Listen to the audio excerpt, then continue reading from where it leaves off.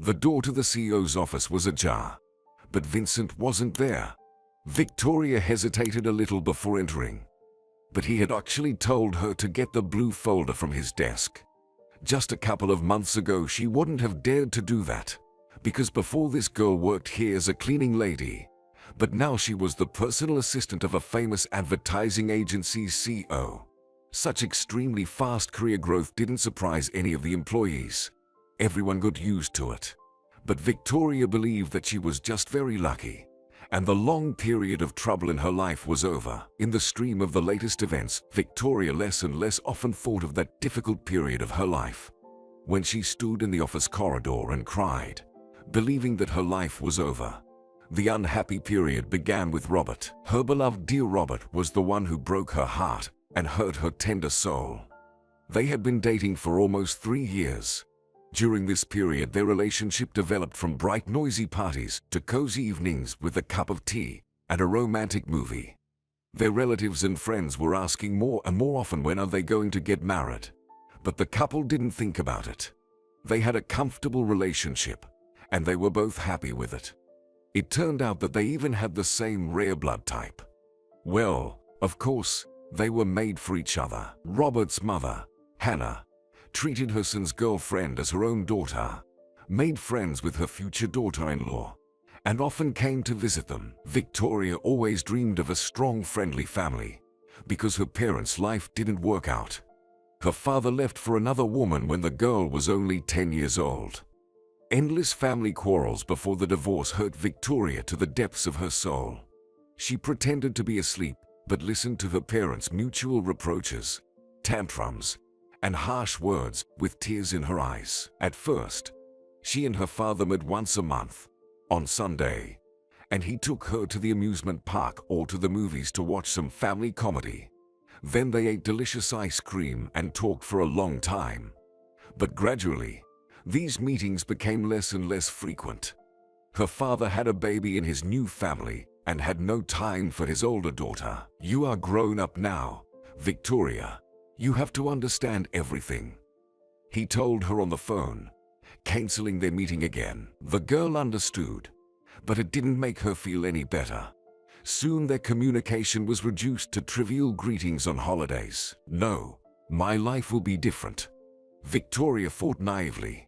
"If I ever get married, it'll be once and for a lifetime." So when she met a nice guy, Robert, she thought for a long time, trying to get to know him better before making a fateful decision. But now she had no more doubts.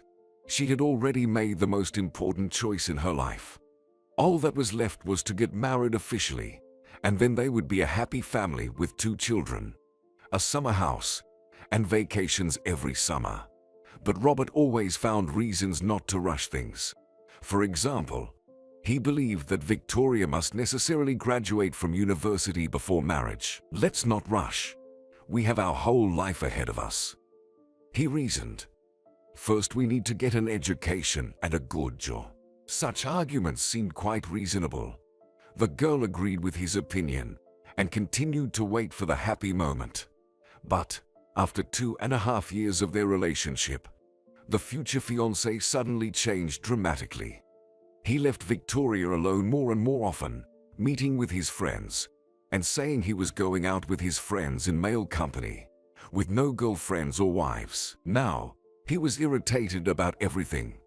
Everything he liked before now seemed wrong and useless to him. Victoria silently tolerated his endless complaints and insults. Perhaps she really wasn't good enough for Robert. She tried to be the most beautiful and obedient. She even starved herself to avoid gaining extra pounds. As time went on, the guy's insults gradually stopped. Robert became completely indifferent. Victoria could not bait and decided to talk to him frankly. Robert finally confessed that he had been seeing a married woman for several months.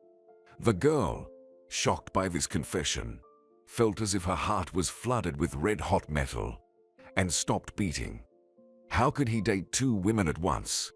And who was that trashy who had a husband, but still had stolen the love of Victoria's life? The unhappy girl was hurt to tears.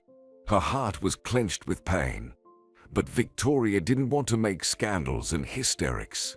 She remembered from the example of her parents how unpleasant it looked. She had to get through this with dignity. With an indifferent expression on her face, she said that she didn't want to see him anymore, turned around, and left. But then, in her room, she suffered, crying into her pillow several nights in a row. Her mother would come to her door and quietly persuade her, "Sweetheart, come here. I made your favorite cherry pie. Let's at least have some tea. You haven't eaten anything at all." Victoria decided not to say anything to her mother, but the woman understood what had happened and was very worried about her daughter. It seemed that Victoria's mother suffered even more than her daughter. Her mom had been suffering from hypertension for a long time, but the unbearable worries had completely ruined her fragile health. One day, early in the morning, Victoria was awakened by a soft sound. She realized that her mother was calling her from her bedroom. The girl got up and rushed to her mom. A pale and frightened woman was sitting on her bed. "Victoria, something is wrong with me," she whispered when she saw her daughter. She spoke slurred, as if her mouth was stuffed with something. "I can't feel most of the left side of my body, and I can't move my arm." "Oh, my gosh." Victoria freaked out and rushed to her mother. "What happened? Mummy, when was the last time you checked your blood pressure?" Tears welled up in the girl's eyes, and she sobbed loudly. "Are you going to cry?" her mom asked in a calm voice. "You should better call the ambulance." The girl's mom was taken to the hospital and diagnosed with a microstroke. She needed a long, expensive treatment and rehabilitation. The girl quickly forgot about her depression. Now Victoria had bigger problems. A hospital, a pharmacy, doctors. There was a catastrophic lack of money. Victoria realized that she had to urgently find a job. So she would have to say goodbye to her studies for now. Maybe later she would graduate from university. Maybe not. But right now she didn't have time to think about it. Her mom's health was much more important. The girl had already finished 3 years of university and won many awards at various contests. And Victoria didn't doubt that such a promising person would definitely be hired by any big company. She was already imagining her dizzying career. After checking the local recruitment website, she hurried to the largest office center where at least 3 companies were looking for new employees.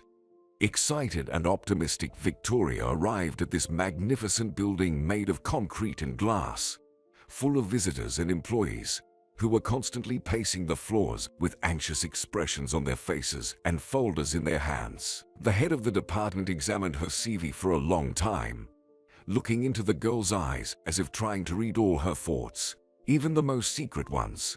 She asked a lot of questions mostly related to Victoria's professional experience. The girl answered honestly that she had never worked before, but she was a fast learner and had outstanding results at the university. The arrogant woman looked at her unhappily, said the standard phrase about calling her back, and didn't even say goodbye. "She won't call me back," the girl immediately realized. Walking out of the office, Victoria sighed disappointedly.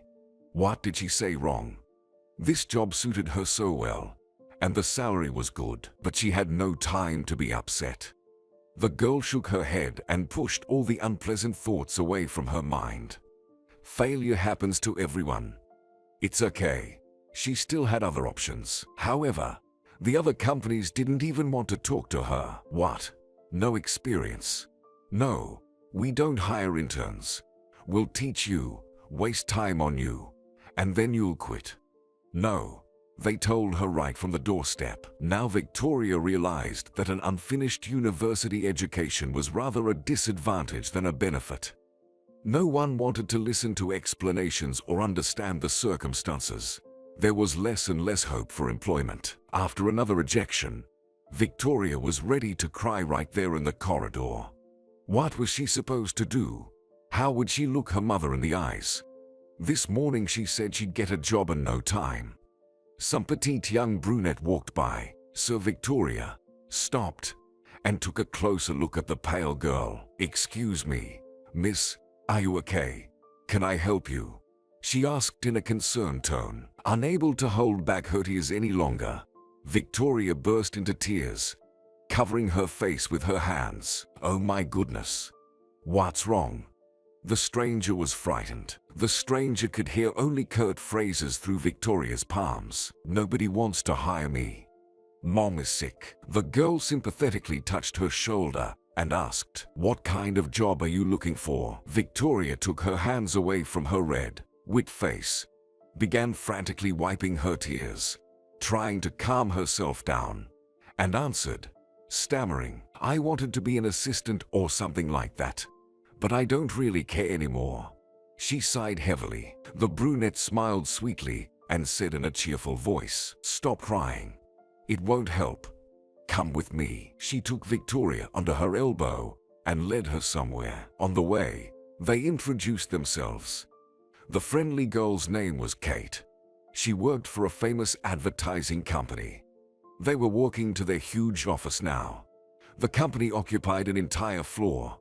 Young, enthusiastic employees were busily working down the corridor. In the office where Kate had taken Victoria, a middle-aged blonde woman with fluffy hair was leisurely watering the flowers. Tall, well-tended ficus trees with dark leaves, orchids, and violets blooming by the window turned the small office into a charming greenhouse. "Maria." "Hello, dear," Kate said cheerfully. "I have a favor to ask of you." The woman met the uninvited guests with a displeased look and immediately frowned. "Kate, you only come to me with requests. You don't come here just to have coffee and chat," she grumbled, setting the watering can on the windowsill. Kate, ignoring these phrases, approached the huge lady, gently hugged her shoulders, and then explained to Victoria, "This is Maria. She takes care of us and even gives us our paycheck sometimes." She laughed and added, "She only looks stern, but in reality, she's the kindest person on the planet." "I'm not," Maria grumbled, but her face immediately changed to a satisfied expression. Looking beggingly at her, Kate asked, "Maria, this is Victoria, a nice girl. She speaks foreign languages, but she didn't finish university. Maybe we have some vacancy for her, at least temporarily." "Where on earth would I find a vacancy for her?" the woman said indignantly. "Vincent strictly forbade to hire employees without a university education and work experience. He only wants geniuses." Kate whimpered amusedly, pretending to be a poor little puppy, and asked again, "Well, maybe some simple part-time position, please." Fat Mary coughed, squeezed her massive thighs into the chair, and pondered. "I think we can hire her as a cleaner. We really need a new cleaner, because our cleaning lady has gotten too lazy. And then we'll see," she said, looking at Victoria intently. Satisfied, Kate turned to her new friend and winked slyly. Ready to work as a cleaning lady for now, Victoria liked this place more and more, the company itself, the people, and the atmosphere. She nodded with a smile. "Okay, give me your ID card," Maria said in a business-like manner, and finally looked kindly at both girls. "There you go." Kate rejoiced as soon as they left Maria's office. "There's always a solution. You should never despair." She gave the new employee a quick tour around the huge office. It consisted of several departments. Kate worked in the creative group. The guys there were fun and talented, with their own unique way of looking at things. Everyone else treated them with respect. "Too bad Alex quit recently," Kate noted with sadness in her voice. "He is very talented. Vincent tried to stop him." "Why did he quit?" Victoria asked. The girl shrugged uncertainly. "He said that someone was stealing his ideas. I don't know why he assumed that. All this complex mechanism was managed by their boss, Vincent. There was only some mythical board of directors above him, which no one had ever seen.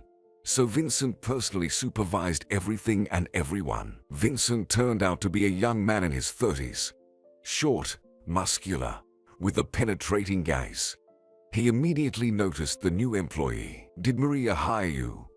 he asked Victoria sternly instead of saying hello. Victoria flinched and nodded fearfully, And then the boss confidently entered Maria's office. The new cleaning lady could hear some phrases from behind the door. "I told you not to hire any unnecessary employees," the man said indignantly. "But who will clean the office?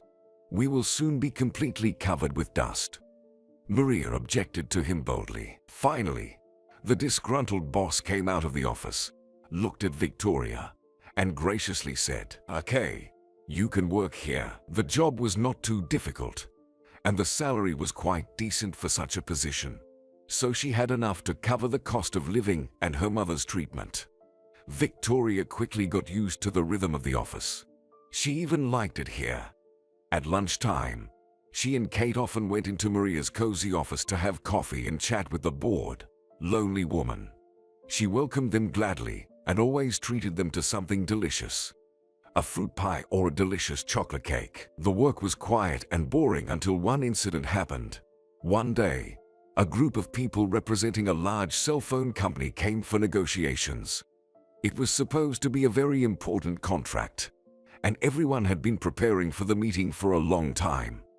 However, the interpreter that the company was obliged to provide called at the last moment and informed that he was sick and would not be able to come. The management was shocked by such a force majeure. Vincent frantically tried to find another interpreter, but to no avail. As luck would have it, everyone he knew was busy. The manager took the foreigners to a conference room and started offering water, tea, and snacks. They didn't understand anything, got angry because of the waiting, and were about to leave. Victoria realized that it was necessary to save the situation, walked over, and spoke to them. Everyone around was genuinely surprised. A simple cleaner was speaking a language that experienced employees didn't know. The future customers got excited and started complaining to the girl about the circumstances. Vincent immediately realized the situation. He took Victoria by the shoulders and gently sat her in the chair next to the foreign guests. The negotiations went on as planned. The girl translated everything correctly to the smallest details, but tried to smooth over Vincent's bad joke, which he had awkwardly made. After seeing the important clients to the car, the boss breathed a sigh of relief and invited the cleaning lady to his office. "I had no idea you spoke a foreign language so well," he said friendly. "Do you speak any other languages?" "Chinese, German, and a little French. I studied to be a translator. Besides, I've had an aptitude for foreign languages since I was a child." "That's very good," he said thoughtfully, looking at the girl with his almost black eyes. From that day on, Vincent promoted Victoria to the position of his personal assistant. She loved her new job. She tried her best not to disappoint her boss, and Vincent was satisfied. Other employees immediately began to respect her, but Kate was the one who was the most pleased. "Congratulations, friend. I told you no situation is hopeless." The folder she needed was right in front of the computer. Accidentally looking at the screen, the girl suddenly noticed an image of herself, and she froze, staring at the screen in confusion. But looking closely, she calmed down. It was just a video from the conference room. The footage was dated last Monday when the creative team was discussing the future concept of an advertisement for a dairy brand. Victoria was surprised. Does Vincent really control everything so much that he even records and watches the typical pre-discussions? There was also a file with some contract open near the video. Quickly reviewing it, Victoria realized that it was a contract for the sale of a ready-made clothing advertising project that the whole team had been working on for the last month. But yesterday Vincent announced that the company that had ordered the advertisement had cancelled it. But it turned out that the contract was already signed. How is that possible? Did he steal someone else's ideas? Maybe Alex, who quit recently, was right. No, it was just her assumptions. The girl tried to calm herself down. Most likely, she had misunderstood something. Victoria took the blue folder and left the office in total confusion, deciding not to tell anyone about her doubts. After that incident with the foreigners, the CEO looked at the girl with completely different eyes. Or rather, he finally noticed her. Having entrusted her with such a serious position, He was sure that Victoria would do everything he asked her to do and even more. Sometimes it seemed that he could read people's minds. After all, it was not without reason that Vincent got such a serious position in a big company at such a young age. Besides, to motivate the girl even more, he added a bit of his charisma. Now, when he saw Victoria, he smiled sweetly at her, and when he instructed her, he was always making some sophisticated compliment to her. The young modest girl was flattered by such attention. Our chief is not that strict and scary, she thought. Why does everyone dislike him? When Vincent was around, the girl was excited and blushing. As they bent their heads over the same document, she could smell the scent of his expensive perfume, and her heart trembled. And he, as if sensing it, moved closer, touching her hand as if by accident. Victoria realized without words that Vincent liked her. It was hard to hide her shining eyes from others. She told Kate about the emerging feeling, hoping that Kate would be happy for her friend. However, Kate only frowned her eyebrows and said, "It's up to you, but if I were you, I'd think twice. You know, Vincent is not that simple." But Victoria ignored her friend's words, thinking Kate was envying her. Kate doesn't know Vincent at all. Ever since Vincent started driving Victoria home after work sometimes, she's gotten to know him much better. Outside the office, he becomes sincere, kind, and vulnerable. On the way, they chatted about all kinds of things, and the man sincerely asked about her mom's health. When they said goodbye near Victoria's building, he kissed her hand, looking into her eyes intently. Now Victoria looked forward to these occasional meetings at the exit of the office building. On the way home, she would look at his face from the side and realize that some of his facial features reminded her of her father, which made them seem so dear to her. She didn't want to part at the entrance of her building anymore. Apparently, the man felt the same way, and one day, holding her hand in his broad palms, he said, sighing sadly, "I don't want to be alone now, in an empty apartment." And then he timidly suggested, "Victoria, if you are not in a hurry, why don't we go to my place? I'll show you how I live. You know, every time you leave, I feel so sad." A spacious modern apartment on the 21st floor struck the girl with its luxury interior. Everything here was designed for the convenience of its owner. There was a backlit bar counter near a huge leather sofa, a huge TV set, the biggest one Victoria had ever seen, and a bed of unusual design, right in front of a full-wall panoramic window, which showed the night city, illuminated by the lights of street signs and apartment windows. "Isn't it beautiful?" Vincent asked, purposely dimming the light so that they could enjoy the romantic landscape outside the window. "I purchased this apartment only because of this magnificent view. Very beautiful." The girl agreed enthusiastically and took the glass of champagne Vincent offered. Here, far away from reality, with its eternal bustle and endless problems, she could feel a special bliss. It carefully enveloped and relaxed her whole body, giving her a sense of peace. The champagne made her tipsy, erasing the boundaries of reality and rules. She wanted this feeling to last forever. The man approached her from behind and gently embraced the girl. This gesture was in harmony with the mood and inner state of the girl. It felt even better and warmer now, and the pleasant words he whispered in her ear only complemented the feeling of complete happiness.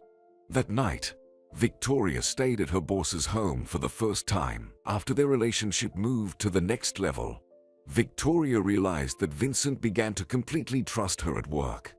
He shared confidential information with her and assigned important cases to her. Victoria tried her best not to disappoint her beloved.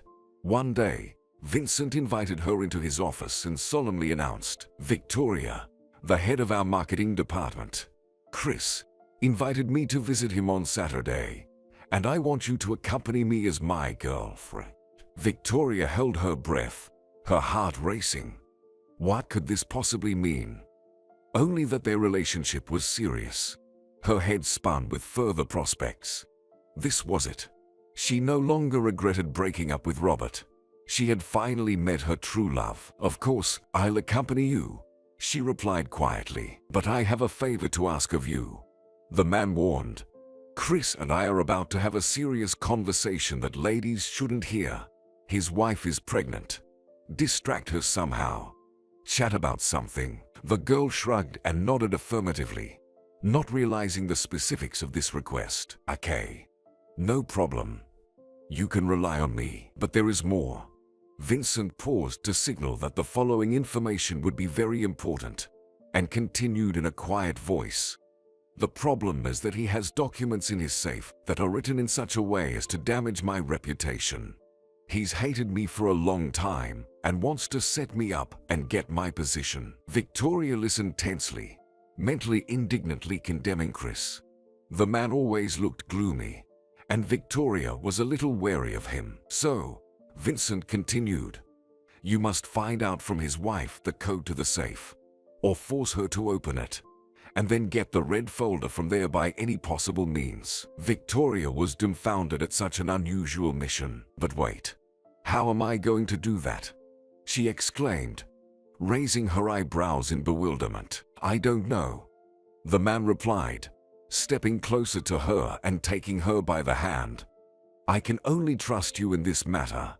You are my dearest person." With these words, he pulled her narrow palm to his face and kissed it tenderly. A shiver ran down the girl's arm and spread a pleasant warmth over her whole body. She sat mesmerized, looking at Vincent, unable to utter a word. The phrase "dearest person" echoed in her head. Chris lived outside the city in a big, two-story mansion nestled among slender, majestic pine trees. His wife, Stacy, was a pretty, smiling blonde.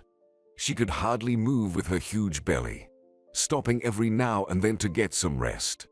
The delivery was clearly planned for the coming weeks, or maybe even days. Victoria immediately made friends with Stacy, who was very sociable and didn't stop talking, giving out all sorts of information about her friends, about a recently seen movie, and even about some amazing recipes. Apparently, because of her huge belly, she couldn't leave the house anymore and missed the good female company. Unlike his talkative wife, Chris was serious and taciturn. The tall man looked a little older than Vincent. The expression on his face revealed his inattention. After dinner, the men went straight to the outdoor terrace, while the women relaxed in the living room. They talked relaxedly for a while. Victoria was a little nervous, remembering about her task, but she didn't even have to make much effort to get the necessary information. She listened attentively and deftly directed the conversation in the right direction. After half an hour, Stacy was already showing her guest the kitchen and her husband's office, and she even opened the safe herself because she wanted to show Victoria the layout of the house. It wasn't difficult to memorize the code. Suddenly Victoria felt so guilty. She lied and tricked this nice, friendly pregnant woman. The girl felt like a cunning fraud. But the reasonable excuses were stronger than the pangs of conscience. Well, it wasn't Victoria's fault that Stacy married this greedy scoundrel, Chris. She has to help Vincent and save his reputation. Her beloved made it clear that his fate was in her hands now, so Victoria would do anything to help him. So, as soon as the pregnant woman went to the kitchen, she rushed into the office and typed in the code, her hand trembling with excitement. The door yielded and opened with a quiet sound. There really was a red folder. She quickly put it in the bag she'd brought for that purpose, slammed the safe shut, and ran out of the office to get back to her seat before Stacy returned. Victoria struggled to suppress the trembling in her body. She didn't want to show her emotions in any way. Mentally, she kept repeating the same thing. No, she is not a thief. She's only saving her lover. Anyone would have done the same thing. She's doing the right thing. A pale Stacy entered the room, staggering. Her face showed confusion and fear. What happened? What's wrong with you? The alarmed Victoria rushed to her, suspecting something wrong. Stacy looked at her guest in fright and whispered, "I think it started." She looked down and added, "Also, I think my water broke." A grimace of pain appeared on her face after that phrase, and she moaned loudly, "Oh my gosh." Victoria was even more scared than Stacy. She helped the woman to sit down on the sofa and rushed to the terrace for help. The worried men immediately rushed to the living room. Chris dialed the ambulance number. It was clear from his movements that he was very nervous. The operator indifferently answered the call and said that the medical team was on their way. All that was left was to wait. Victoria sat down beside Stacy and held her hand while she grimaced in pain. She felt truly sorry for the young woman. The father-to-be paced restlessly from corner to corner, looking at his wife with tension. Only Vincent was sitting indifferently and watching the situation. But when he saw Victoria's visibly enlarged bag, he suddenly stood up abruptly and said, "Well, my dear, I guess we are not needed here anymore. The ambulance is about to arrive. Perhaps we should go home." And he looked at the girl expressively. Stacy clung to Victoria's arm and said in a pleading voice, "Don't go. Please. I feel so bad." This gesture melted Victoria's heart. She turned to her lover and said, "Vincent, go home without me. Stacy needs me now. Chris will drive me later." "Of course I will," the man exclaimed. "Victoria, please stay. Stacy feels much better when you are here." For the first time, Victoria saw the confusion in the eyes of this strong man. This situation made Vincent nervous. He hesitated for a while longer, and then he said goodbye to everyone and, breathing a sigh of relief, went home. An hour or so passed, but the ambulance was still not there. Stacy lay on the couch, not letting go of her new friend's hand, and her husband paced the room, looking out the window from time to time. Finally, he couldn't stand it any longer and dialed the operator again. The same woman answered the call, but this time her voice sounded worried. "Yes, we haven't forgotten about you," she replied, stammering. "But the problem is that the medical team that was supposed to come to you got into a car accident. Now we're looking for another crew. I think they'll come to you within 20 or 30 minutes. Please wait." But the baby didn't want to wait, bursting out of the mother's belly, eager to see the outside world as soon as possible. The labor began rapidly. Stacy no longer moaned but screamed loudly. The father-to-be grasped his head with his hands. His eyes widened with horror, and he froze in place.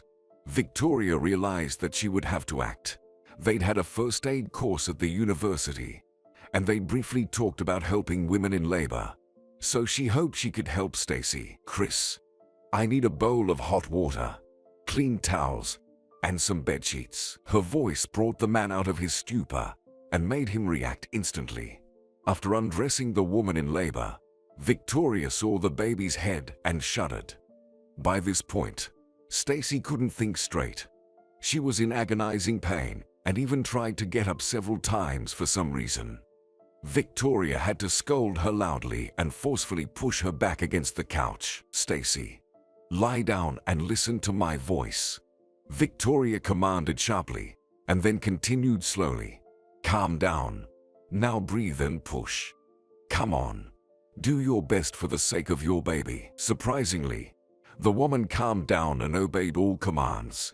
She moaned loudly in pain but kept pushing with her last strength, helping her baby to be born.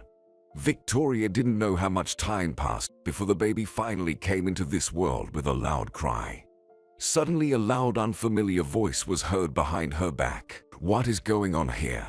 Everyone, step aside." The paramedics finally arrived. A perfectly healthy baby boy was born. Chris drove Victoria home as promised. On the way to the city, they were silent. But after what had happened, there was no need to talk. Everything was clear without words. The girl glanced at Chris and saw his inspired, happy face. Listening to her feelings, she realized that today they had almost become family. The man shook her hand gratefully and said, "Thank you very much, Victoria. If it weren't for you." He fell silent, horrified to imagine what might have happened. But then he came back to reality and smiled at her.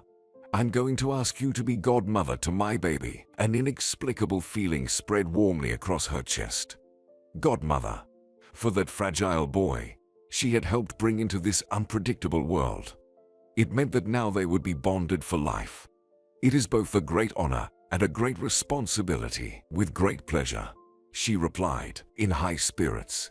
She burst into her apartment. Mommy, I'm a godmother now, she shouted joyfully from the threshold. The woman couldn't contain her surprise. Wait, how's that possible? Victoria excitedly told everything that had happened that day. Her mom only replied with astonishment. Oh my goodness, I can't believe it. Thank God the baby and his mommy are okay. Victoria laughed happily, but suddenly looked at her bag.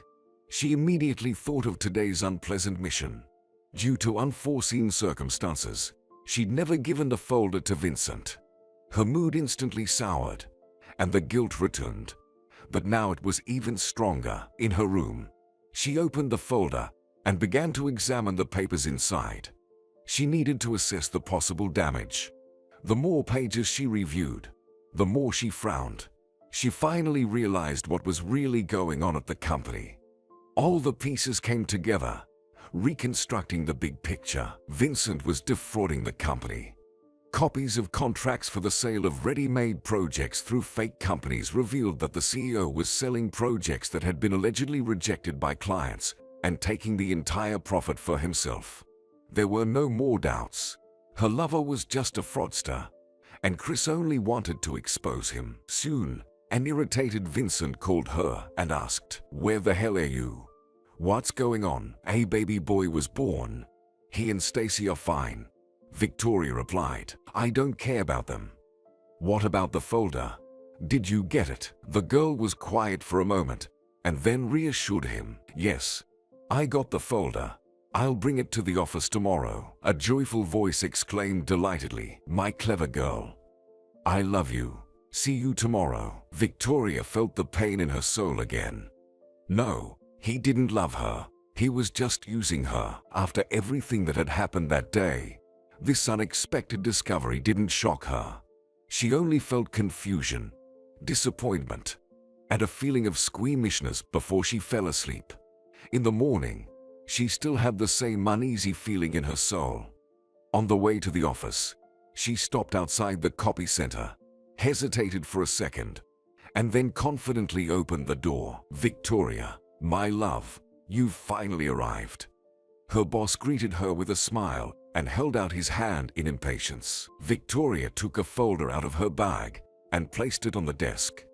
Noticing her serious face, the man asked, "What happened?"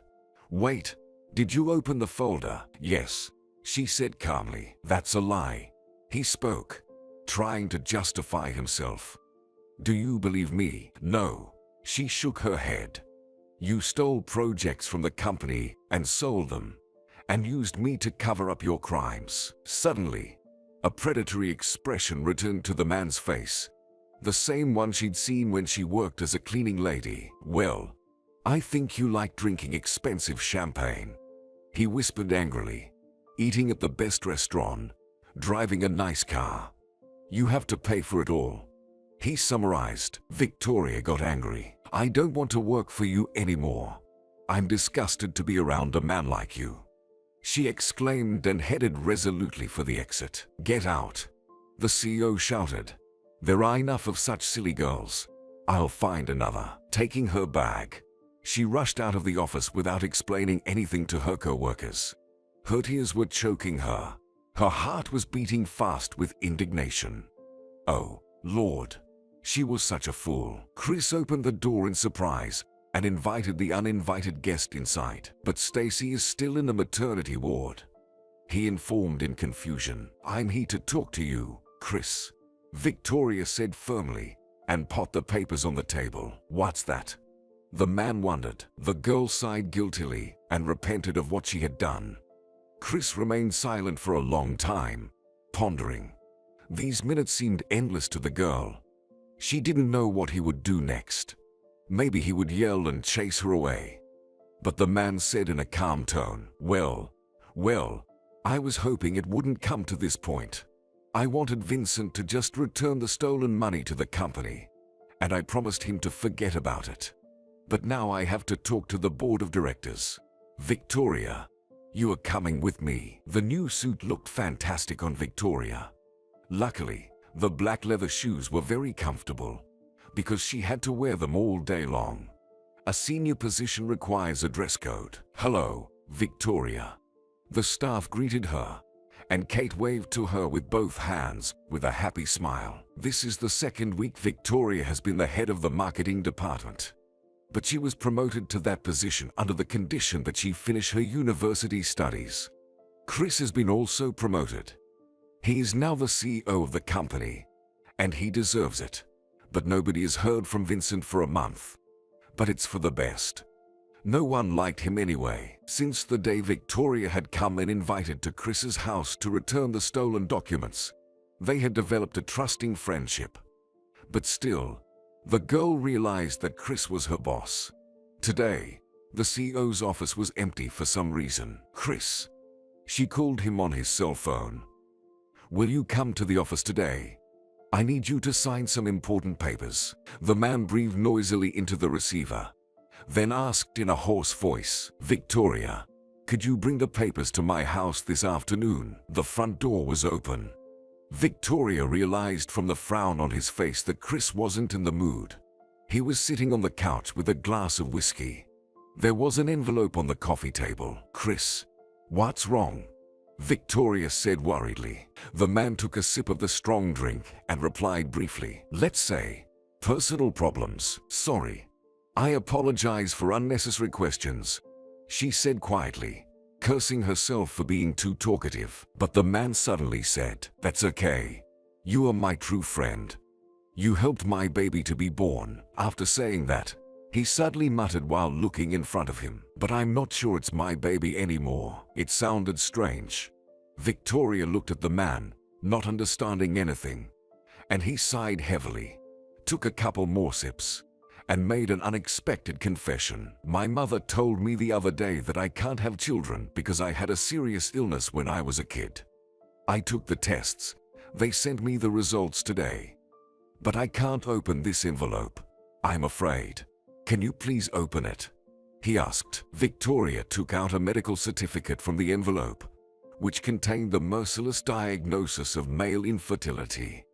The girl didn't dare to say it out loud, but held out the paper so that he could see it for himself. The man lowered his head and stared at the floor. He sat motionless for several minutes. Victoria was even afraid for his mental health. Chris raised his face, reddened with alcohol and emotion, and said, so, that was true. They're still dating. The man greedily drained his glass and pulled his smartphone out of his pocket. Here, look, my friend sent me this. He started showing some photos. The girl didn't want to refuse her boss, so she looked at the photos on his phone. In a small cafe, Stacy and a handsome young man were hugging each other at a table. Looking closer at his familiar features, Victoria was surprised. Robert, do you know him? The jealous husband wondered. He was already quite drunk. Yes, that's my ex-fiancé. We broke up. What a coincidence, she thought with frustration. The man stood up, clenched his fists in rage, and shouted hoarsely, I'll kill him, and her, and myself. The liquor he had drunk only made him more furious. Suddenly Stacy entered the house, smiling. She was holding a baby in her arms. Hello, Victoria. How are you doing? She was happy to see her friend. The guest didn't have time to respond. Chris asked his spouse loudly, how are you doing? And what about Robert? The woman held her breath and asked cautiously, Chris, what are you talking about? The man uttered some sort of menacing growl and showed her the medical certificate. She took the piece of paper with a trembling hand and read the doctor's conclusion. Then she froze for a second and cried loudly, I'm sorry. It's all my fault. She wailed through her tears. I wanted to tell you the truth, but I was afraid. But I love him. I love him very much. At these words, the man became furious and lost control of his emotions. He grabbed a vase from the table and threw it straight into the wall. The sound of the vase shattering woke up the baby, and he cried. The woman, trembling with all her body, pressed her son to her chest protecting him from possible aggression from her deceived husband. It was extremely unpleasant for Victoria to witness a family scandal, but she could not get up and leave at such a tense moment. Seeing how frightened the young mother was of her drunken husband, Victoria realized that she might have to intervene. It was unclear how Chris would react to this painful confession. At that moment, the man grabbed his head with both hands and staggered. Victoria immediately got up and rushed to protect Stacy with an innocent baby in her arms. But her fears were in vain. The man only waved his hand toward the front door and said tiredly, "Go away. If you love him and not me, then go away." How noble, Victoria thought. Almost like me and Robert. Actually, is it possible to force a person to love someone? Yes, you can try to keep a person near you, physically, with blackmail, threats, but it's simply impossible to force them to love. And there's no point in being together without love. Of course, there can be habit, gratitude, and respect for your partner. But as soon as true love emerges, everything else doesn't seem to matter. Victoria understood that. Chris must have understood it too. Now Victoria saw a new side of this man. Only a strong, generous man could act like that. A real man. Chris got some sleep, took a shower, and showed up at the office the next morning as if nothing had happened. He was truly grateful to Victoria that she hadn't mentioned what had happened yesterday. Now he respected this intelligent girl even more. And now he saw her not as a co-worker and friend, but as a beautiful, affectionate woman. Over time, it became clear that the feeling was mutual. A close relationship developed between them. Two lonely souls found each other in this cruel world and merged, complementing each other. Happiness came to them quietly and imperceptibly. One day, Victoria came home and saw her mother upset and pale. "What's wrong, Mommy?" she asked. The woman sighed heavily and replied, "Hannah came to visit me today. She's in trouble. Robert was diagnosed with a serious blood disease. Now only a bone marrow transplant will help." And she sobbed. "How can that be? He is so young." This news made the girl sad. She felt sincerely sorry for the guy, for she was no longer mad at him. All the suffering that Robert had once caused her didn't seem important to Victoria anymore. Her hand reached for the cell phone and found a familiar phone number. "Robert. Hi. Do you recognize me?" The tests showed that they were well compatible. On the appointed day, Victoria arrived at the hospital and took the elevator to the right floor. Worried Hannah and Stacy were already waiting for her there. "Victoria, my dear." They joyfully rushed to hug her. The surgery went without complications. At first, the girl was frightened by the upcoming painful procedure, but the anesthesiologist turned out to be a professional. She didn't feel any pain at all. A warm feeling settled in her soul. She was saving a human being. The intertwining of fates never ceased to amaze her. Now she is the godmother of her former lover's child, and the wicked rival who once stole him away is her friend. Thanks to Victoria, the guy will live, and the new family will be happy. When Victoria had recovered a little, she was ready to go home. Chris was waiting for her outside. He didn't want to enter the hospital to avoid meeting his ex-wife and her lover. Apparently, he had not forgiven them yet. The elevator stubbornly didn't want to stop at her floor, so Victoria decided to walk down the stairs. It was quiet and deserted there. All the hustle and bustle of the hospital was behind the closed doors of the wards. As she walked down the stairs, she saw a door with a sign that read Children's Ward. A little boy suddenly looked out from behind the door. When he saw the woman coming down the stairs, he stepped out and stared at her with huge blue eyes. He looked at her with such a serious expression on his face that Victoria could not hold back a smile and even stopped near that door. "Hello," she said to the curious little one. "Are you my mom?" he suddenly asked. The girl raised her eyebrows in surprise. At that moment, an orderly looked out of the ward and exclaimed, "There you are, Benjamin. It's time to have lunch. Quickly go to the dining room." But he calmly turned to her and said in a businesslike manner, "My mom came to pick me up." The orderly looked at Victoria strangely and repeated, "Go and eat lunch." Your mom will surely come someday. The little boy took the girl's hand and whispered, "I'll be waiting for you." This sincere phrase made Victoria shiver. As soon as the boy disappeared behind the door of the ward, the girl asked the orderly, "Where is his mom?" "Who knows?" the woman said and explained. "Benjamin is from the orphanage.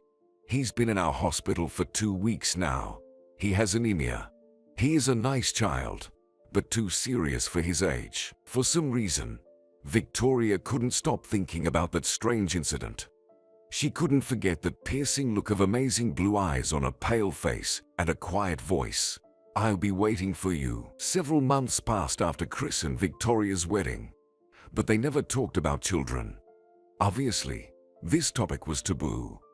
The girl loved her husband and would accept any decision he made, but she had to try. How would you feel about the idea of adopting a child from an orphanage? The tent looked like a bright blue spot on a large green lawn. A white van stood behind it, and a folding table with an umbrella was nearby, with tourists sitting on chairs around it. They had cups of herbal tea in their hands, smelling of forest herbs and berries. Chris and Victoria were relaxed and cheerful. They had been on vacation for almost a week now. They could finally devote all their time to the children. After all, they are growing up so fast. For example, Benjamin will already go to school this fall. It seems that not so long ago, he stood hesitantly on the doorstep of their huge mansion, admiring the toys that his new mom and dad had prepared for his arrival. Today, he is already quite tall for his age, and he cheerfully teases his little sister, Ava, whom his parents adopted last year. Victoria looked affectionately at her happy husband and the frolicking children. A realization of the last few years of her life came to mind. What a blessing it is to have a friendly family. After all, dreams do come true, sooner or later. Maybe not exactly as we planned, but whatever is happening is for the best.